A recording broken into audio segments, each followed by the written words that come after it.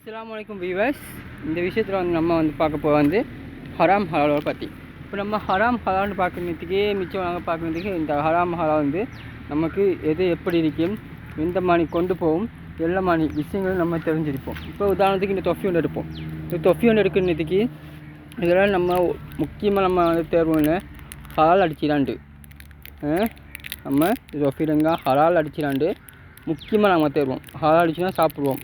ஹலால்னு சொல்கிறது நம்ம தொஃபியில் ஹலால்னு அடிச்சிக்கும் தமிழ் பொருள் இல்லாட்டி பச்சை கலர் பொஸ்துக்குள்ளே பச்சை புள்ளி ஒன்று போட்டிக்கும், அது நம்ம ஹலால்னு சொல்லுவோம். இப்போ ஹராம்னு சொல்கிறதுக்கு எல்லா பொருட்களையும் ஹராம்னு அடித்து இதில் பச்சை புள்ளி போட்டிக்கும். இதுக்கு இந்த ஹராம் அடித்து வராது, அது நம்ம யூஸ் பண்ண மாட்டோம், ஹராம்னு விட்டுருவோம். இப்போ உதாரணமாக இந்த இஸ்லாம் படி ஹராம் ஹலால் எப்படிப்பட்டது, இந்த ஹராம் ஹலாலுக்கான கருத்துகள் என்னென்று எல்லா விஷயங்களுமே நம்ம முழுமையாக பார்த்து தெரிஞ்சுக்கிட்டோம். இப்போ ஹராம்ன்ற என்ன இப்படின்னு இந்த டைமில் நம்ம வளமை நாங்கள் பலஸ்தீன் பிரச்சனைகளை நாங்கள் போடுவோம். இதை ஸ்டாப் பண்ணி வச்சுக்கிறதுக்கான என்னென்னா பலஸ்தீன் அப்டேட் இன்னும் நமக்கு கிடைச்ச பின்னால் மீண்டும் நாங்கள் இந்த அப்டேட்டை உங்களுக்கு போடுவோம். அதுக்காட்டி நம்ம இந்த ஹராம் ஹலாலை பற்றி கைச்சி நிற்போம். இப்போ இந்த ஹராம் ஹலாலில் பார்க்குறதுக்கு மிச்சமாக நம்ம இதாக இருந்ததுக்கு என்ன மாதிரி போகுதுண்டா, இந்த ஹராம் ஹலாலில் நாங்கள் நிறைய பேர்றோம். ஹராம் அடிச்சிடா, ஹலால் அடிச்சிடா, பன்னெண்டு கொழுப்பு கலந்துடா, இஸ்லாத்துக்கு தடுக்கப்பட்ட விஷயம் கலந்துடா, எல்லாத்தையும் பார்த்துக்குறோம். ஆனால் பலஸ்தீன் பிரச்சனையில் நம்ம இந்த ஹராம் ஹலாலை பார்க்குறோம் இல்லை. என்ன பார்க்குறதுக்கு இப்போ உதாரணமாக கொக்கா கோலா சோடா நாங்கள் வாங்க போகிறோம், அதை ஹலால் அடித்து இது வாங்கிட்டு வரோம்.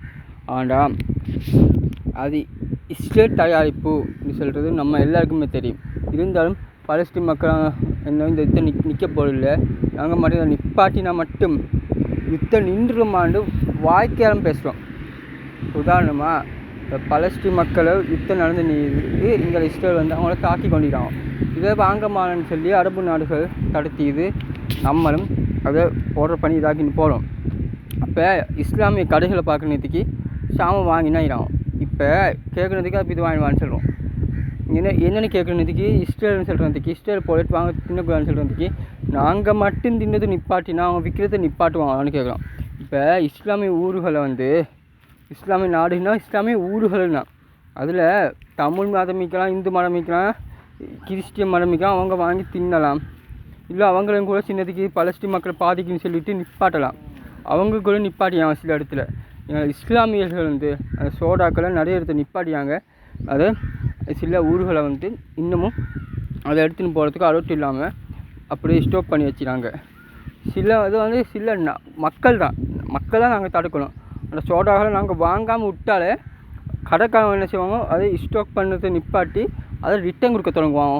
எங்கள் ஊராக்கள் வாங்குறாங்கல்ல அப்படின்னு சொல்லி அந்த சோடாக்கள் இஸ்ரேல் போராட்டுகளை இங்கெல்லாம் கொண்டு வரது நிப்பாட்டுவாங்க. அப்போ மற்ற மீதி நாடுகளை போராட்டம் இங்கே வரும். அப்படிங்கிறதுக்கு இஸ்ரேலுக்கு அது ஒரு நஷ்டமாக போகும். அப்போ இஸ்ரேலுக்கு சப்போர்ட் பண்ணுற ஆட்கள் மட்டும்தான் அதை வாங்க வேண்டியதுக்கு அப்படின்னு நம்ம இது செய்யலாம். அப்படி எனக்கு நினைக்கிது எவன் சேர்த்து நமக்கு என்ன, நம்ம பசியாக முக்கியம், நம்ம வயிறாக முக்கியம்னு சொல்லி நம்ம அதை சாப்பிட தொடங்குகிறோம்.